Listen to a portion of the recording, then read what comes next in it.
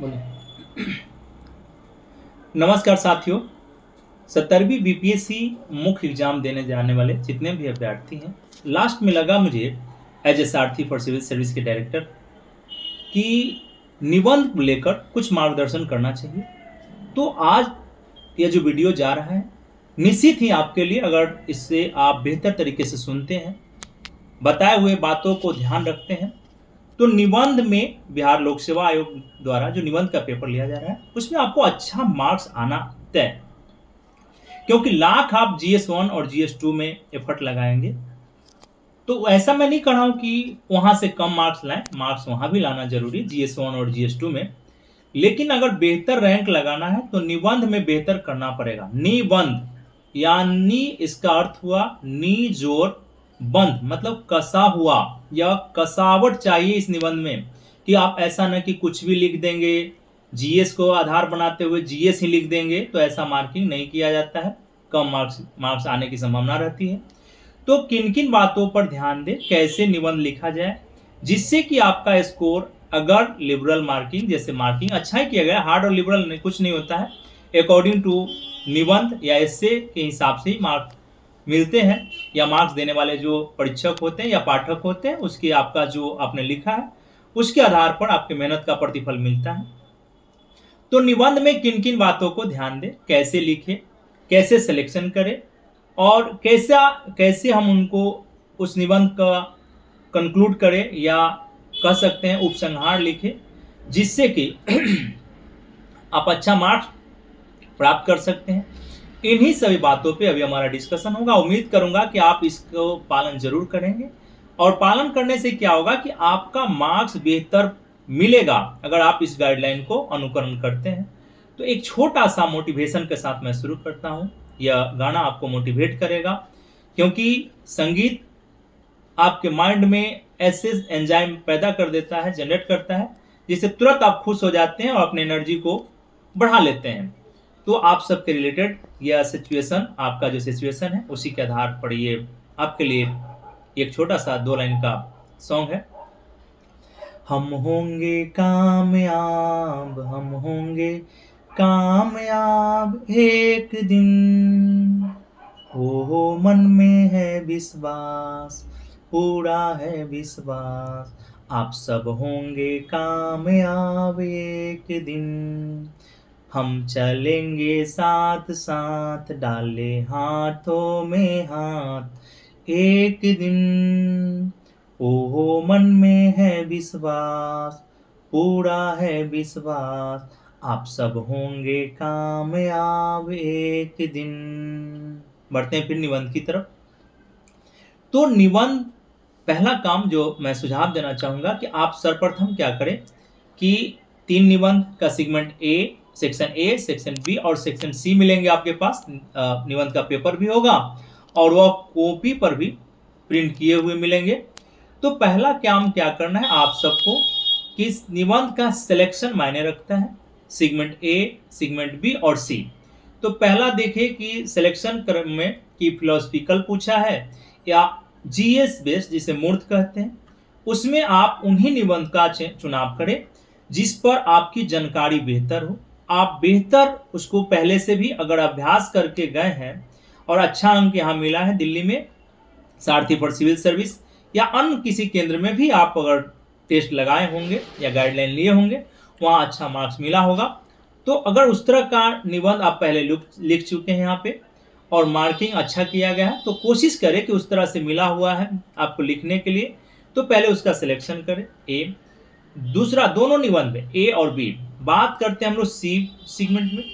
C segment में क्या होता है कि अगर आप सिलेक्शन बेहतर से नहीं करते हैं, उस टाइटल का अर्थ, मीनिंग आप बेहतर से नहीं लगा पाते हैं, तो आप निबंध कुछ और लिख जाते हैं जिसका खामियाजा आपको भुगतना पड़ सकता है, और कई लोगों को नुकसान उठाना भी पड़ा है। जीएस में अच्छा मार्क्स आया, पेपर 1 और पेपर 2 में, इंटरव्यू में ठीक मार्किंग था, इसके बावजूद भी वो सिलेक्शन से बाहर रहे। कारण क्या है कि निबंध में उनका मार्क्स कम गया। नहीं तो आज उम्मीद करते हैं कि ऐसे कई सारे विद्यार्थी हैं कि वह सेवा देते रहते। तो इसीलिए मुझे लगा कि आपको गाइडलाइन देना चाहिए। तो सी सेगमेंट का सिलेक्शन बेहतर से करें। सही अर्थ लगाने का काम करें। अगर आपको सही अर्थ नहीं मिल रहा हो तो कोशिश करें कि मोटा मोटी वहां पे सब शीर्षक यानी कि सब टाइटल या उप शीर्षक बनाने का काम करेंगे और इसी सब टाइटल को पकड़कर आपको लिखने का काम करना चाहिए। पहला मार्गदर्शन मेरा यही रहा कि भाई सिलेक्शन कैसे करें, किस रूप में करें, किस निबंध का करें। बेहतर सिलेक्शन, बेहतर निबंध का सिलेक्शन अच्छा अंगदायी होगा आपके लिए। पहला काम आपको सिलेक्शन के रूप में करना चाहिए। एक दूसरा कि जब आप सेलेक्ट कर लें तो उसके कॉपी के पीछे रफ पेज दिया गया होगा रफ कार्ड्स के लिए, तो आप वहां क्या करें कि शॉर्ट फ्रेमिंग कर लें। अगर जिनको पहले से अभ्यस्त है कि भाई फ्रेमिंग नहीं करेंगे, माइंड मैपिंग करके लिखेंगे, तो वह भी अच्छा मानक है। ऐसी कोई बात नहीं कि हम फ्रेमिंग करेंगे तभी निबंध लिखेंगे। इसलिए कहा जाता है फ्रेमिंग करने के लिए कि आप टाइटल के अनुसार आप फ्रेमिंग करेंगे तो भटकाव नहीं होगा। इसलिए अगर आप फ्रेमिंग कर लेते हैं तो आपके लिए बेहतर होगा। दूसरा काम आप क्या करें कि रफ पेज पर फ्रेमिंग करें और तीनों निबंध का फ्रेमिंग कर ले। अगर एक साथ ना करके तो स्टेप बाय स्टेप एक फ्रेमिंग कर ले, लिख ले, फिर दूसरा का फ्रेमिंग करें, फिर लिख ले, तीसरा का फ्रेमिंग करें और लिखने का काम करें। यह भी ध्यान रखना है। तीसरा जो मूल बात है कि जब आप निबंध लिखें, अगर पहला लिख चुके हैं तो कोशिश करें कि सेकेंड राउंड में आप तीसरे निबंध को लिखें। लास्ट में दूसरे निबंध को लिखना चाहिए, मैं जो सोचता हूं, क्योंकि तीसरे निबंध में हो सकता है कि आप बेहतर जस्टिस उस निबंध के साथ अगर नहीं करेंगे तो अंक आपके कम होने की संभावना रहेगी। तो पहला लिख ले, तीसरा लिख ले, फिर दूसरा लिखने का काम करें। यह भी ध्यान देने की आवश्यकता है। तीसरा जो मूल बात आपको समझाना चाहता हूं कि प्रस्तावना यानी क्या, इसे आप भूमिका कहते हैं या इंट्रोडक्शन कहते हैं, इसे लिखने के क्रम में किन किन बातों को ध्यान रखना चाहिए। तो पहला कोशिश यह होना चाहिए कि आप पहला इसका मानक होता है कि अचंभित करने वाला घटना, कोई भी ऐसी घटना हो जो टाइटल को बेहतर तरीके से प्रूव करता हो। अगर ऐसा माइंड में हो सकता है कि वह समकालीन घटनाएं हो या करेंट सिनेरियो का हो, आप वहां से उठा सकते हैं। दूसरा, टाइटल के लिए, प्रस्तावना के लिए क्या करेंगे कि दूसरा आप या तो फिर किसी दार्शनिक या फिलोसफर, दार्शनिक या फिर विधि विशेषज्ञ हो सकते हैं या फिर पर्यावरणविद हो सकते हैं या महान पुरुष के विचार से यानी कथन से आप शुरू कर सकते हैं। तीसरा होता है कि कोई स्टोरी से भी आप शुरू कर सकते हैं। चौथा, प्रस्तावना को चौथा जो मानक होता है आपके अनुभव, अपना अनुभव या आप कह सकते हैं कि जो समकालीन समसामयिक जो मुद्दे हैं उसको ध्यान में रखते हुए प्रस्तावना को लिखने का काम करें। लेकिन ध्यान क्या रखना है प्रस्तावना में कि प्रस्तावना 70 से 80 शब्द तक खर्च करें इस पर, क्योंकि आपके पास 700 से 800 शब्द दिए गए हैं। तो प्रस्तावना में 70 से 80 वर्ड खर्च करें और लेकिन लास्ट लाते लाते प्रियम्बल को यानी प्रस्तावना का जो शीर्षक है, शीर्षक के अंतिम 2 लाइन जो बचा हुआ वहां ले जाते लाते आपको क्या करना चाहिए कि शीर्षक को प्रूव करना चाहिए, सिद्ध करना चाहिए अपने स्टेटमेंट से कि मैं इस प्रस्तावना में किन किन बातों को दर्शा रहा हूं। अगर आप ऐसे लिखते हैं तो निश्चित है कि प्रस्तावना ही या भूमिका या इंट्रोडक्शन पार्ट ही परीक्षक को यानी पाठक को निश्चित ही मजबूर करेगा कि आपके निबंध को वो पूरे तरीके से बेहतर से पढ़ने का काम करें। तो पहला काम प्रस्तावना यानी कि इंट्रोडक्शन पार्ट को बेहतर लिखें, एक काम। दूसरा काम क्या करें कि पीछे आप ऑलवेज मेन वर्डी तैयार किए हुए हैं यानी मुख्य बिंदु, इसे कहते हैं कि मुख्य बिंदु में किन किन बातों को लिखना चाहिए। तो मुख्य बिंदु जो शीर्षक है उसी शीर्षक के अनुरूप सभी पक्षों को यानी व्यक्ति, समाज, साहित्य, कौन, कहां, कब, कैसे, किस रूप में, या राजनीतिक हो सकता है उसका एस्पेक्ट या फिर सामाजिक हो सकता है, आर्थिक हो सकता है, पर्यावरण के क्षेत्रों में आप देख सकते हैं या व्यक्ति खुद अपने आप में देख सकता है। तो ध्यान क्या रखना है कि जब आप मेन बॉडी या मुख्य बिंदु या उप बिंदु का चुनाव जब कर रहे हैं तो वहां क्या करें कि उस बीच में अगर आपको लगता है कि स्वास्थ्य पर लिख रहे हैं तो WHO को ध्यान रखना चाहिए, भारत के स्वास्थ्य मंत्रालय को ध्यान रखना चाहिए, एम्स को ध्यान रखना चाहिए, नीति आयोग को भी ध्यान रखने की आवश्यकता है, या कोई बहुत बड़े साइंटिस्ट या स्वास्थ्य के क्षेत्र में नोबेल मिला है, इन सभी बातों को वहां रखना चाहिए। रख देना चाहिए। इसके अलावे धार्मिक पुस्तकें या कोई स्टोरी में या फिर कोई फिल्म में आपने देखा है कि स्वास्थ्य डॉक्यूमेंट्री कोई देखा है कि जहाँ पे स्वास्थ्य संबंधी कुछ बातें कही गई है या कहे गए हैं, तो उनको भी मेन बॉडी जब आप तैयार कर रहे हैं, मुख्य बिंदु या उप बिंदु उप शीर्षक, तो वहाँ क्या करें कि छोटा छोटा शब्दों में इंटरलिंक करके रखते चले, क्योंकि मेन बॉडी आपको लिखना है। तीसरा बात, मेन बॉडी लिखने क्रम में क्या करना चाहिए कि कम से कम आप अगर 75 से 80% बार पक्ष में लिखने का काम करें, 20 से 25% जो आपका एरिया होना चाहिए वह विपक्ष में होना चाहिए, यानी कि सकारात्मक बातों पर आपको टाइम देना है, 75 से 80% वर्ड को देना है, और 20 से प्रतिशत उसके विपक्ष में यानी नकारात्मक निगेटिव लिख रहे हैं तो वहां आप दे सकते हैं, यह भी ध्यान रखना है।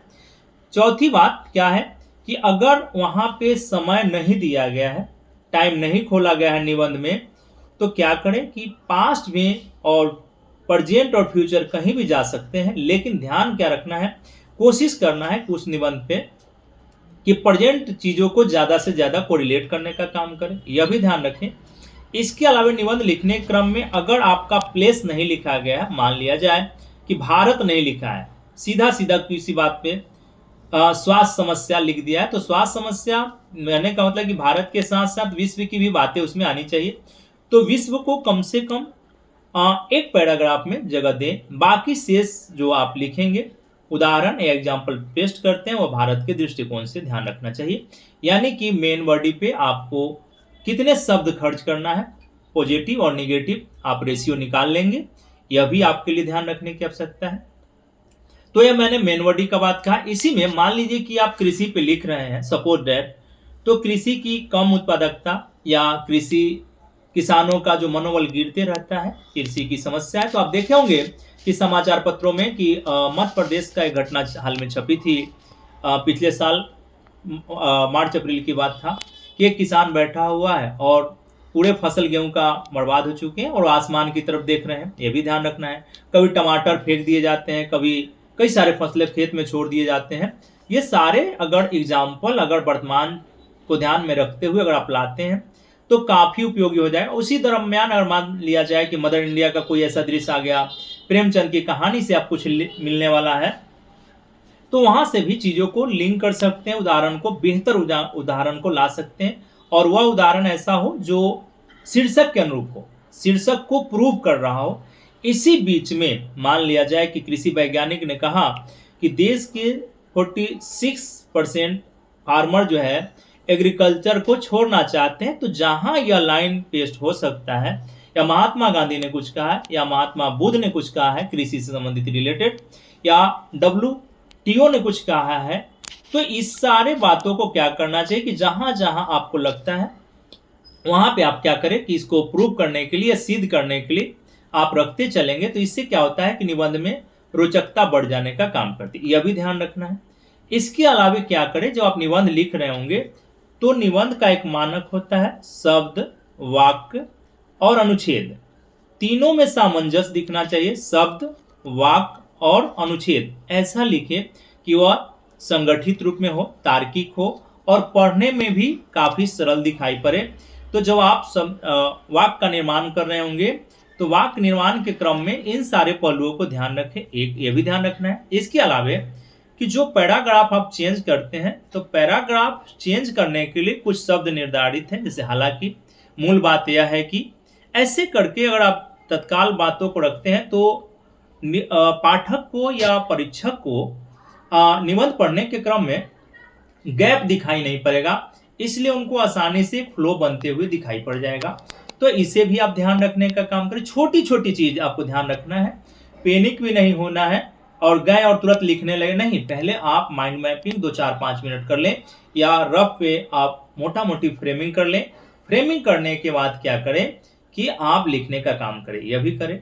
लास्ट में आता है उपसंहार। उपसंहार मतलब कई लोग निष्कर्ष कहते हैं। आपको यहां जितना बेहतर आपका प्रस्तावना होगा या निबंध की भूमिका कह सकते हैं, उसी तरीके से वह परीक्षक को पढ़ के आगे पढ़ने के लिए मजबूर करता है। लास्ट में परीक्षक के मन में आता है कि जरा मैं निबंध के उपसंहार या निष्कर्ष को देखूं कि स्टूडेंट ने या लिखने वाला लेखक जो है या निबंधकार जो है वह क्या लिखा है, तो उसे बेहतर तरीके से पढ़ा जाता है और उस पर भी मार्क्स बनाए गए हैं। इंट्रोडक्शन पार्ट, मेन बॉडी और उपसंहार या निष्कर्ष पे वो आपके मार्क्स बटे हुए हैं। तो निष्कर्ष को ध्यान रखना है कि निष्कर्ष ऐसे तो 5 तरीके से लिखे जाते हैं, लेकिन आपको क्या करना है कि आप ध्यान रखें कि कुछ अगर सुझाव देने की स्थिति है तो सुझाव दे सकते हैं। अगर समस्या या समाधान से रिलेटेड कोई निबंध है तो उनमें उसके निष्कर्ष में आपका तकनीकी पक्ष भी दिख जाना चाहिए। ठीक इसी तरीके से लास्ट में लिखते लिखते किसी महान विचारक को, जैसे दुष्यंत कुमार ने लिखा कि कौन कहता है कि आसमान में सुराख नहीं बन सकते हैं, एक तबीयत से पत्थर तो उछालो यारो। यहां तक अगर कोई स्टेटमेंट अगर आ रहा है तो आप लास्ट में क्या करें कि कोई कोटेशन, कोई विचारक का विचार कहकर आप निष्कर्ष को समाप्त कर सकते हैं या किसी प्रश्न पर लाके छोड़ सकते हैं। यह भी एक मानक माना जाता है। तो इंट्रोडक्शन के साथ साथ कंक्लूजन वाले पक्ष को बेहतर बनाएं, कारण लिखने के क्रम में ध्यान रखें, जल्दीबाजी न करें। तीसरा और एक निष्कर्ष के रूप में निष्कर्ष पर आपको और ध्यान देना चाहिए कि यहाँ भी कम से कम आप 60 से 70 शब्द खर्च करना चाहिए, क्योंकि आपके पास 800 शब्द दिए गए हैं। तो मैंने कहा इंट्रोडक्शन में 70 से 80 वर्ड और कंक्लूजन या निष्कर्ष या उपसंहार पे क्या करें कि 60 से 70 वर्ड आप खर्च करें और खर्च करके एक अच्छा सुसंगठित और सारगर्भिक उपसंहार लिखे, ताकि क्या हो कि पाठक या परीक्षक के मन पे बेहतर प्रभाव पड़ने का काम करेगा। तो उम्मीद करूंगा कि इन सभी बातों को आप माइनॉरिटी ध्यान रखेंगे, जिससे क्या होगा कि आपका मार्क्स 180 70 से लेके 200 के बीच में अगर आप लाते हैं, 170 80 85 90 यह जो मार्क्स आपको मिलता है, तो उम्मीद इससे क्या होगा कि आप ऑलवेज GS1 में अच्छा किए होंगे, GS2 में भी अच्छा आपका परफॉर्मेंस होगा। लेकिन अगर आप यहाँ 70 80 180 300 में निबंध में, हिस्से में 300 में अगर आप 180 तक ले जाते हैं तो जितना सीट दिया गया इस बार, तो स्वाभाविक है कि आप जिस वर्ग में आते होंगे, निश्चित है कि आपको ऊपर वाला पद जो काफी अच्छा रहेगा आपके लिए, DYSP का सपना पूरा हो सकता है या फिर SDM जो आप सोच रहे होंगे यह मिल सकता है। तो उम्मीद करूंगा लास्ट में कि आप जितने भी सारथी फॉर सिविल सर्विस से जुड़े हुए जो भी यहाँ से विद्यार्थी जा रहे हैं उनको ढेर सारी शुभकामनाएं और आप बेहतर करके आएंगे और उम्मीद है कि आप बेस्ट से बेस्ट देने का काम करेंगे। तो निबंध पर आप बेहतर तरीके से इन गाइडलाइन को पालन करें और बेहतर अंक प्राप्त करने का काम करेंगे। लास्ट में यह भी कहना चाहूंगा कि अगर आप जो भी विद्यार्थी 71वीं BPSC में जुड़ना चाहते हैं सारथी फॉर सिविल सर्विस से, कहीं भी से भी जुड़ सकते हैं। आप कहीं भी हैं, ग्रामीण क्षेत्र में हैं तो ऑनलाइन की सुविधा है। आप कॉन्टैक्ट नंबर मेरा है दिया हुआ है, मैं फिर से एक बार बोल दे रहा हूँ, 9818438352 ये मेरा नंबर है। आप जुड़कर अपने भविष्य को संवारने का काम करेंगे। तो उम्मीद करूंगा कि 70वीं BPSC जितने भी विद्यार्थी लिखने जा रहे हैं, मुख्य परीक्षा देने जा रहे हैं, उनको ढेर सारी साधुवाद, ढेर सारी शुभकामनाएं कि आप बेहतर करने का प्रयास करें।